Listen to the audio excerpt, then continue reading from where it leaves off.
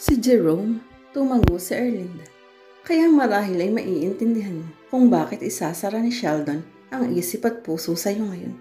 Pero, hindi niya alam kung anong sasabihin ang iisip.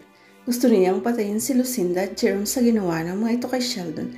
Sa mga sandaling iyon, pero kung hindi naman nangyari iyon, ay mag-asawa na dapat ang dalawa at wala siya sa buhay ni Sheldon. Hindi papayag si Sheldon na 2 beses na masaktan nang dahil sa iisang lalaki. Pagkalalaki lang niyang nasaktan noon, hindi siya siputin ng Lucinda sa simbahan. I could never believe my son loved that woman. Pero sa pagkakataong ito, Nika, naniniwala akong Jerome really have succeeded in hurting him. He is hurting, puso at damdamin dahil mahal ka niya. At natatakot ako ang pagmamahal din iyan ang magiging dahilan upang tuluyang magtagumpay si Jerome. Sheldon is so unforgiving. Tuluyang bumagsak ang mga luha ni Erlinda. Tumayo ito at lumakad patungo sa pinto. Huwag mo siyang iwan, Nika. Tiniti ako sa inyo. Kalad ka rin niya ako palabas ng mansyon, pero hindi ako aalis. Matigas niyang sinabi. Marahang isinara ni Erlinda ang pinto ng silid palabas. Nang malaman ni Sheldon na hindi umalis si Nika at nasa silid ay 2 araw nitong hindi umuwi ng mansyon sa matinding pag-aalala ni Nika. Si Erlinda man ay hindi malaman ang gagawin. Nang ikatlong gabi ay umuwi si Sheldon at sa library nagtuloy. Bumaba si Nika upang muling kausapin ang asawa. Sheldon, tumingin ang mukha ni Sheldon pagkakita sa kanya. Hindi ko gustong makipag-usap sa iyo.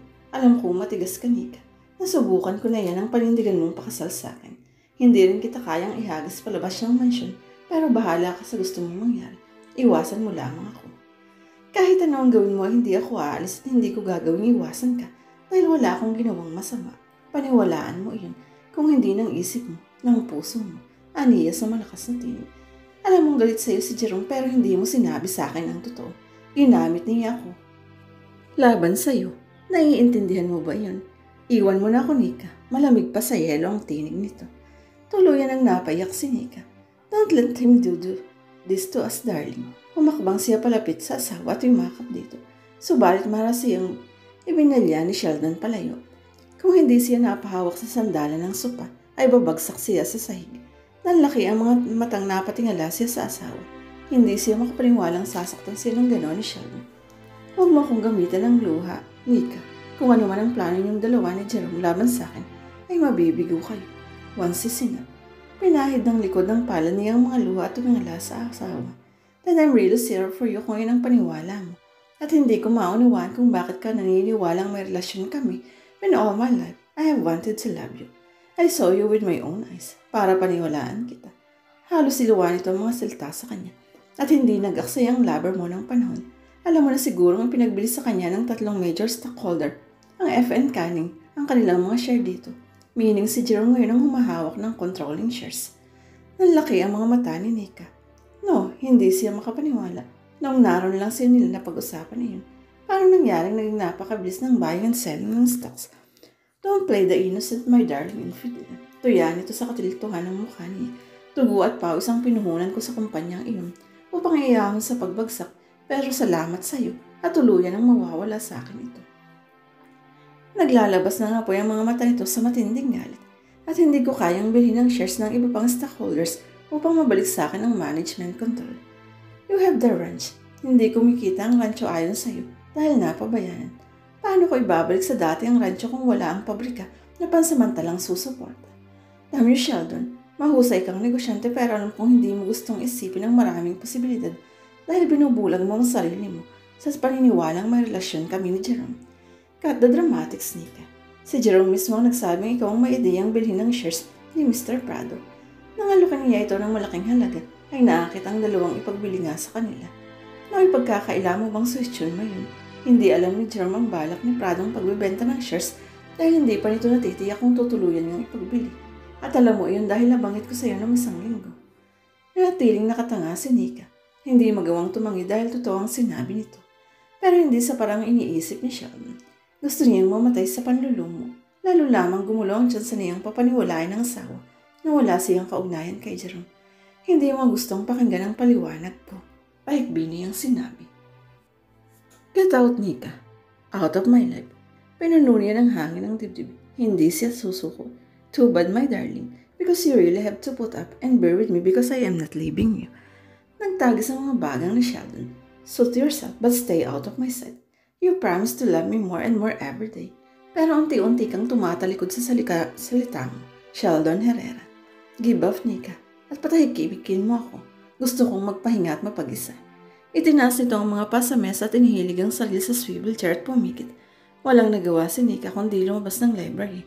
Ang guest room sa ibaba ang ginamit ni Sheldon at nang sumunod na mga araw ay iniwasan ng asawa. May mga gabing hindi ito umuwi dahil naghihintay si Nika upang muli siyang kausapin. Nawawalan na ako ng pag-asa, Mama. Umiiyak niyang sinabi kay Erlinda. Pag iniwan mo siyang yun, Nika, it will kill him. Natitiyak ko. He's killing himself and me. Gulong-gulo ang isip ni Sheldon, anak. Sinabi ni attorney na si Jerome na nga ang nasa management at alam ko kung ano ang damdamin ni Sheldon tungkol dito.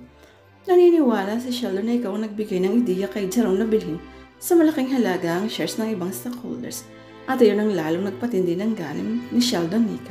Ang magkatulong kayo ni Jerome na ibagsak siya. Kahit siya hindi na rin alam ang gagawin, nahahabag siya sa asawa. Hindi ang uri ni Sheldon ang basta nilang hindi makakaisip ng gagawin kung nasa kondisyon ng isip nito. But she knows his hearting at ginawa na niya ang lahat ng paraan para kausapin at paliwanagan ito. Nagulat pa ang dalawa ng gabing iyon nang umuwi si Sheldon na may kasamang babae. Daisy si Mama. Dito matutulog si Daisy, Mama. Wika nito sa isang pinanlakayan ng mga mata. Good evening, Mrs. Gascon. Magalang na bati ng babae. Hindi ako papayag na dumihan mo ang pamamahay nito, Sheldon.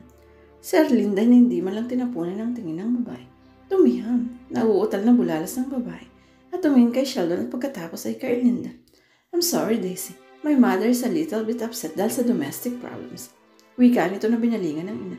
Daisy is a friend, Mama. Kilala naman siguro ninyo ang mga magulang niya. May kaunting tampungan sila ng stepmother niya. Kaya nakiusap siyang dito magpalipas ng gabi.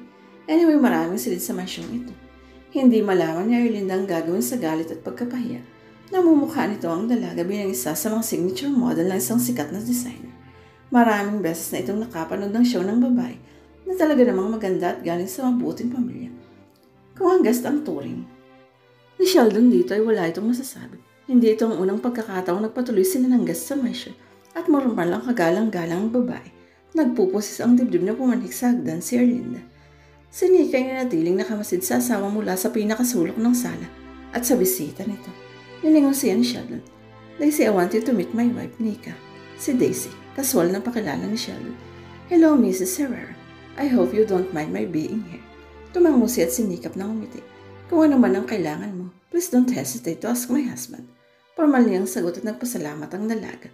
Bumalik siya sa dining room at napo sa mesa kung saan matatanaw niya ang dalawa pagamat hindi siya makikita ng mga ito dahil sa decorative sash divider.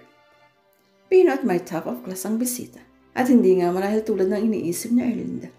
Perhaps Sheldon would not resort to such cheap gimmick para lang palisin siya.